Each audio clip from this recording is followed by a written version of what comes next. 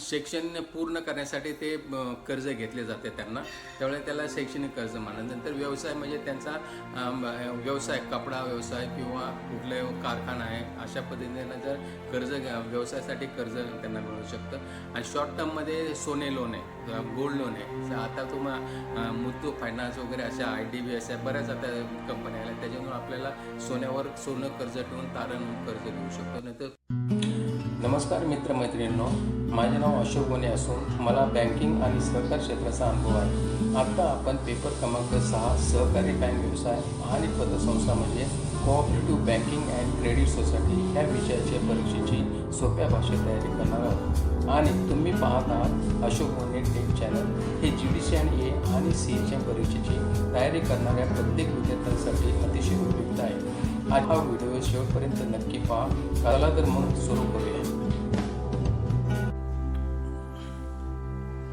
शिक्षण पूर्ण करण्यासाठी ते कर्ज घेतले जाते त्यांना, त्यावेळेला त्याला शैक्षणिक कर्ज म्हणतात. नंतर व्यवसाय म्हणजे त्यांचा व्यवसाय, कपडा व्यवसाय किंवा कुठलाही कारखाना आहे, अशा पद्धतीनं जर कर्ज व्यवसायासाठी कर्ज त्यांना मिळू शकतं. आणि शॉर्ट टर्ममध्ये सोने लोन आहे, गोल्ड लोन आहे. आता तुम्हाला मुथूट फायनान्स वगैरे अशा IDBI आहे, बऱ्याच आता कंपन्या आल्या, त्याच्यामुळे आपल्याला सोनं कर्ज ठेवून तारण कर्ज घेऊ शकतो. नाहीतर कृषी कर्ज हे जसं की मी सांगितलं की कृषी प्रायमरी ह्या बँका आहेत किंवा पतपेढ्या आहेत किंवा नाबार्ड त्या राज्य सहकारी बँका, जिल्हा बँकांना कर्ज देऊन ते कृषी कर्ज मिळू शकतं.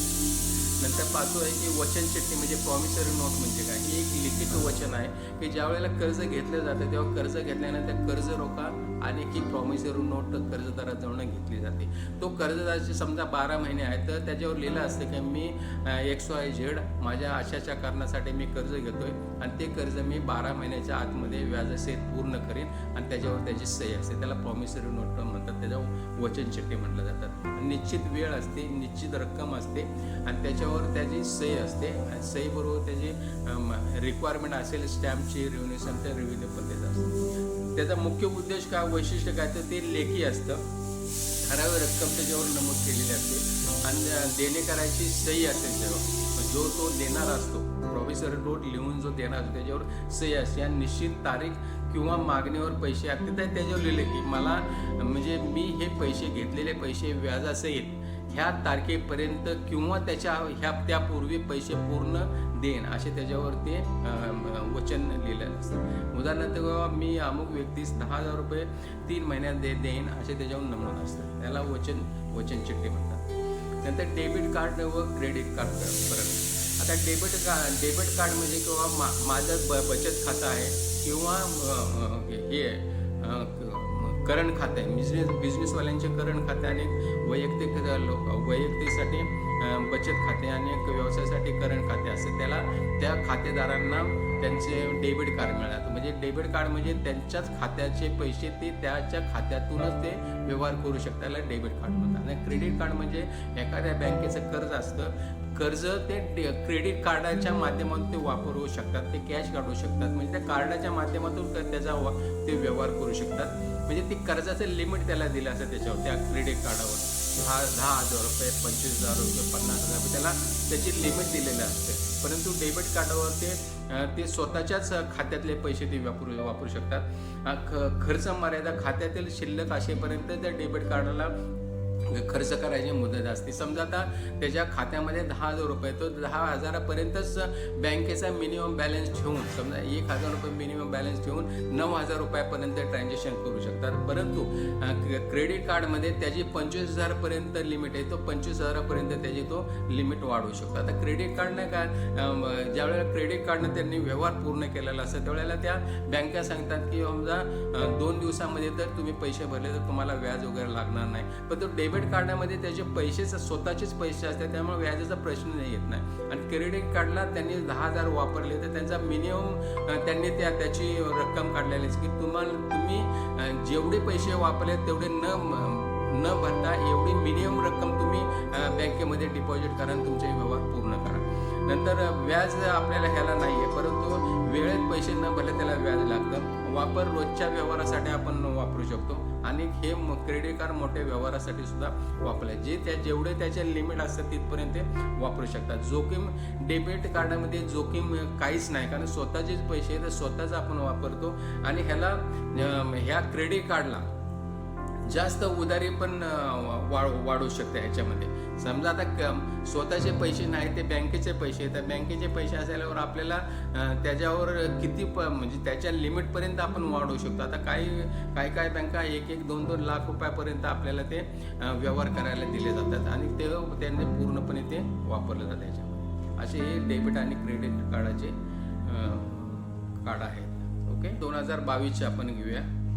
त्याच्यामध्ये 2 नंबरचा प्रश्न आहे. त्याच्यामध्ये प्रत्येकी शब्द 50 शब्दांचं मध्ये टिपा लिहायला, कोणतेही 4 सांगितल्यात, 20 मार्क दिल्यात. KYC आपण पाहिल्या, त्रिस्तरीय पतसंस्थाचा संरचना सांगितली आहे. म्हणजे नंतर स्विफ्ट आपण पाहिला, आता QR कोड बघायचा आपण, आणि सहकारी तत्त्वे आपण चळवळीच्या वेळेला आपण ते पाहिलेले आहेत. QR कोड म्हणजे बँक ज्या वेळेला बँकेचे व्यवहार किंवा आता हा QR कोड प्रत्येक ठिकाणी वापरला जातोय. कुठल्या व्यवहार, फायनान्शियल किंवा सर्व ठिकाणी QR कोड वापरला जातो. त्याच्यामध्ये आपली स्वतःची माहिती डिस्प्ले न होता त्या QR कोडमध्ये वापरले जाते आणि तो QR कोड जर ज्याला द्यायचा आहे त्याला जर आपण दिला तर तो QR कोड ते स्कॅन केल्यानंतर आपली त्याला पूर्णपणे माहिती पडते. हा डिजिटल कोड आहे. स्कॅन केल्यावर पैसे ट्रान्सफर किंवा माहिती आपल्याला मिळू शकतो.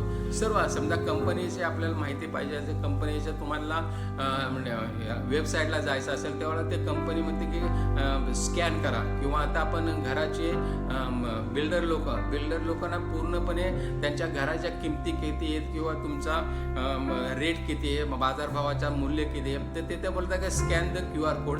ते स्कॅन QR कोड केल्यानंतर त्यांच्या त्या वेबसाईटला घेऊन जातात आणि वेबसाईटला घेऊन गेल्यानंतर मग तिथून तुम्हाला किती पैसे भरायचे, काय रेट पडेल, त्या पद्धतीने ते लोक आपल्याला माहिती देतात. किंवा आता हॉस्पिटलमध्ये पण आपल्याला जर हॉस्पिटलची माहिती पाहिजे असेल किंवा आता आपल्याला त्यांचे रेट माहिती असेल तर त्या हॉस्पिटलमध्ये कधी त्यांचे रेट लिहिलेले असतात. त्या सांगतात की बाबा आपण काउंटरला गेलो तर आपण काउंटरला माहिती पडतं, पण हा QR कोड असल्यानंतर ते सांगतात scan the QR and then you will get the all information about our hospital. नंतर ते QR कोड हे केल्यानंतर ते दिवसाचं किती, रात्रीचे किती, एका बेडचे किती किंवा काय, हे संपूर्ण त्या QR कोडमध्ये माहिती पडतं. आता सहकार्याचे तत्व आपण सहकार चळवळीमध्ये पाहिले ते 7 आहेत आपल्याला. सहकार्याचे तत्व स्वेच्छा आहे, लोकशाही म्हणजे मला मनाला वाटलं तर मी त्या संस्थेचा सभासद होऊ शकतो, म्हणजे स्वेच्छा आहे. लोकशाही नियंत्रण, लोकांसाठी तयार केलेलं म्हणजे ही लोकशाही प्रणालीवर अवलंबून आहे. नंतर आर्थिक सहभाग आहे, स्वायत्तता आहे, शिक्षण आहे, सहकार आहे, सामाजिक म्हणजेच voluntary, democratic control, economic participation, autonomy आणि education, cooperation, concern for the community. हे असे सहकार्याचे 7 तत्वे आहेत.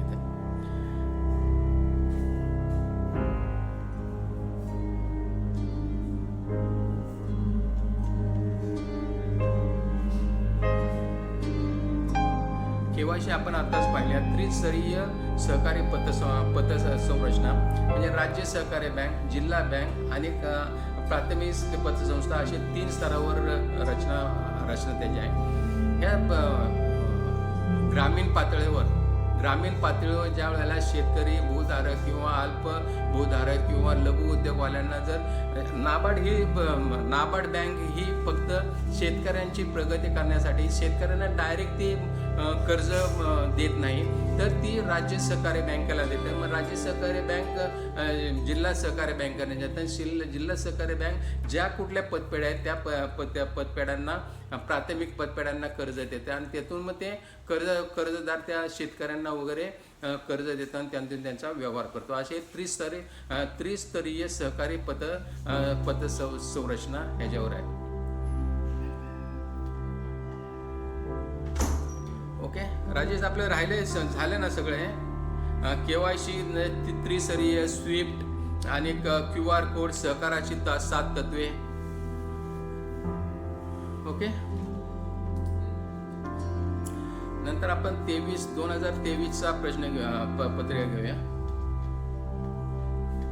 त्याच्यामध्ये प्रश्न क्रमांक 2, धनादेश व विनिमय पत्र याच्यातील फरक त्यांनी सांगितला. सहकारी बँकेच्या समस्या, ग्राहक परिचय प्रमाण म्हणजे KYC म्हणजे काय, बँकेतील ठेवीचे प्रकार त्यांनी विचारला. भारतीय रिझर्व्ह बँक अधिनियम 1934 कलम 54 काय आहे ते विचारले त्यांनी. धनादेश विनिमय फरक म्हणजे आता आपण पाहिलंय, बिल्स ऑफ एक्सचेंज आहे. धनादेश चेक म्हणजे काय, धनादेश बँकेवर काढला जातो आणि तर विनिमय पत्र कोणत्याही व्यक्तीवर काढला जातो. धनादेश त्वरित देय असो तर विनिमय पत्र मुदत असू शकते, असं आपण आताच पाहिलं. धनादेश चेक आणि विनिमय पत्र. सहकारी बँकेच्या समस्या, आता मी सांगितलं पहिल्या सहकारी बँकेची समस्या म्हणजे NPA. ज्या वेळेला कर्ज घेतल्यानंतर जे वेळेत फेडलं नाही, 90 दिवसाच्या आतमध्ये जर फेडलं नाही तर ते कर्ज NPA मध्ये ठरलं जातं आणि त्यातून जे काय प्रॉफिट म्हणजे जे कर्ज मिळतं, व्याज मिळतं, ते त्यांना प्रॉफिटमध्ये त्यांना दाखवता येत नाही. हा मोठा प्रॉब्लेम आहे. यामुळे काय फसवणूक आणि गैरव्यवहार रोखता येत नाहीत किंवा हे वाढतो किंवा व्यवस्थापनातील त्रुटी. आता NPA वाढल्यामुळं त्यांना ते प्रॉफिट मिळत नाही आणि परत व्यवस्थापनातील त्रुटी. आता फक्त काय व्यवस्थापनामध्ये शिकलेले कर्मचारी न घेता किंवा शिकलेले मॅनेजिंग डायरेक्टरमध्ये न घेतल्यामुळं त्या सहकारी बँका वाढू शकत नाहीत. राजकीय हस्तक्षेप जास्त होतो याच्यामध्ये. निवडणुकीच्या वेळेला ह्या बँकिंगचा संपूर्ण फंड वापरला जातो किंवा माझी बँक आहे ह्या अशा पक्षाची बँक, ह्याच्यामुळे ती वाढली जात नाही. भांडवल ह्याच्यामध्ये कमी असतं.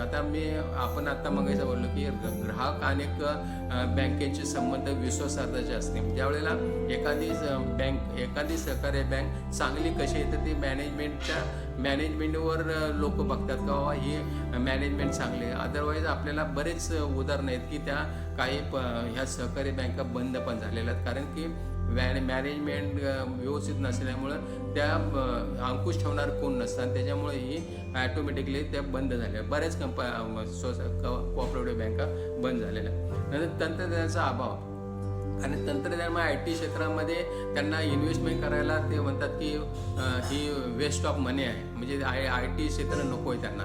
म्हणजे आता त्यांना फक्त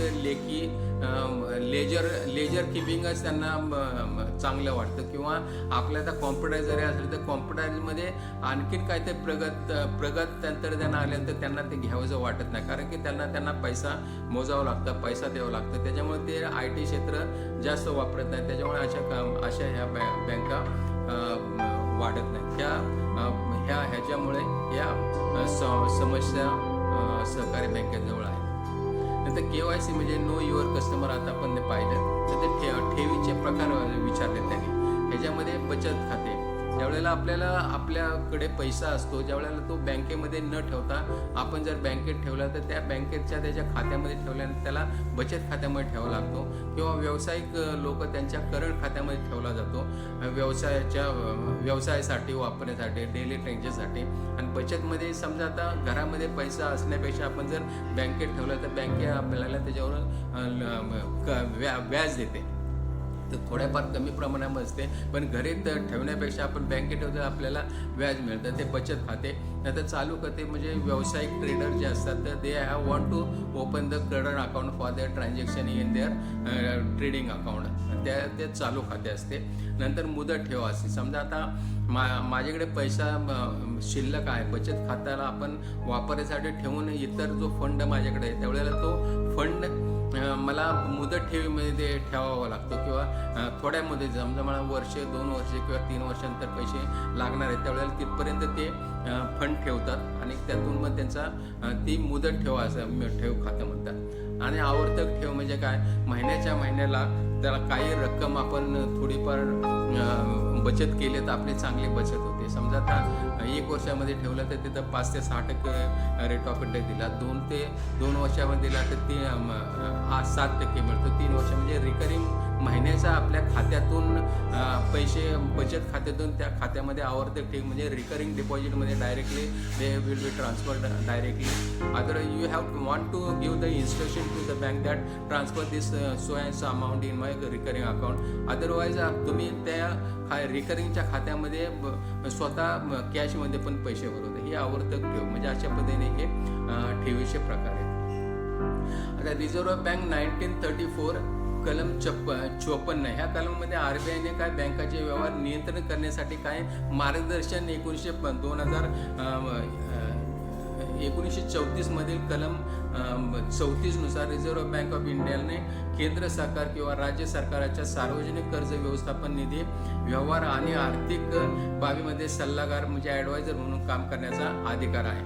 त्याचा मुख्य उद्देश काय किंवा सरकारला आर्थिक व बँकिंग विषयावर सल्ला देते, सार्वजनिक कर्ज व्यवस्थापन मदत करते, आर्थिक धोरणाबाबत कार्य मार्गदर्शन करते आणि निधी व्यवहारात सहाय्य करते आणि केंद्र व राज्य सरकारांना सेवा पुरवते. म्हणजे रिझर्व्ह बँकेच्या त्या 1934च्या कलम 54 नुसार. थोडक्यात म्हणजे काय, रिझर्व्ह बँक सरकारला आर्थिक बाबतीत सल्ला देणारी ही संस्था आहे. Under 54 of the reserve bank of India act 1934 the reserve bank of India acts as the official adviser to the central and state government. याची की पॉईंट काय तर advises the government on financial and banking matters, assist in the public debts management and guides on the economic policies, helps in the financial transaction and provides services to both central and state governments.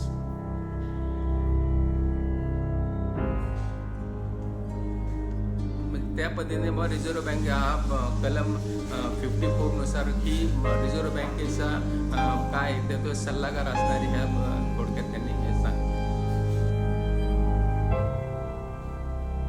नंतर संमिश्र bank पद्धती. Bank विविध सेवा जसे की ठेवी, कर्ज, गुंतवणूक एकत्रितपणे देते, त्याला संमिश्र बँक. काही बँका ज्या आहेत त्या फक्त कर्ज देतात किंवा काही बँका आहेत फक्त डिपॉझिट गोळा करतात. पण आता ही संमिश्र बँक आहे, संमिश्र असते म्हणजे ते कर्जसुद्धा देते आणि डिपॉझिट पण देते. अशा ह्या बँकेला संमिश्र बँक पद्धती म्हटले जातात. म्हणजे आता तर सगळ्या बँकेमध्ये आहेतच, आता अशी कुठली बँक नाही की त्या डिपॉझिटच घेणार किंवा कर्ज देणार असं नाही. आता ह्या सगळ्या बँका ज्या आहेत accept the deposit by the people आणि grant the loan to the needy person on the rate of यानी की रिजनेबल रेट ऑफ इंटरेस्टवर. अशा पद्धतीने ह्या बँकेचं तत्वच आहे आणि त्या पद्धतीने ह्या संमिश्र बँक पद्धती वापरली जाते. निरसन गृह म्हणजे क्लिअरिंग हाऊस. आता आपण पाहिलं बाबा आपल्याला जर पैसे पाहिजे असतील तर आपल्या डिपॉझिटमध्ये आपला चेक दुसऱ्या त्या माणसाने डिपॉझिट केल्यानंतर क्लिअरिंग हाऊसच्या माध्यमातून होतो आणि ते पैसे त्याला मिळून जातात. ओके, अशा पद्धतीनं आपण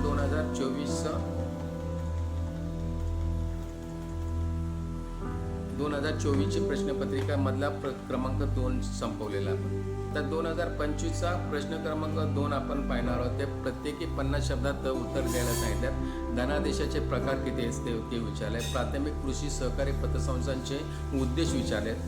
अकार्यक्षमता ते विचारले त्यांनी. बँक ग्राहक परस्पर संबंध आणि नाबार्डची कार्य त्यांनी विचारले. म्हणजे धनादेशाचे प्रकार आपल्याला मी आता सांगितले. धनादेशाचे प्रकार म्हणजे क्रॉस चेक, बेअर चेक हे असे चेक आहेत. ते प्राथमिक कृषी सहकारी पतसंस्थांचे आपण पाहिलंच की ग्रामीण भागामध्ये जे शेतकरी भूधारक किंवा जे लघु उद्योगवाल्यांना त्यांना कर्जाची आवश्यकता असेल त्यांना कर्ज पुरवणे, त्यांना रिजनेबल रेटमध्ये and accept the deposit bye them आणि त्यांना त्या पद्धतीने बँकेचे महत्त्व सांगणे. अशा पद्धतीने प्राथमिक कृषी सहकारी पतसंस्थेचा उद्देश आहे. 90 दिवसापेक्षा जास्त जे NPA मध्ये गेलेलं असतं त्याला त्यापासून आपल्याला जे उत्पन्न मिळतं म्हणजे इंटरेस्ट मिळतो, तो इंटरेस्ट डिपॉझिट ह्याच्यामध्ये प्रॉफिटमध्ये धरला जात नाही. त्याला अकार्यक्षम किंवा डाऊटफुल ॲसेट म्हटलं जातं. ती संशयित मालमत्ता म्हणून त्याला समजलं जातं.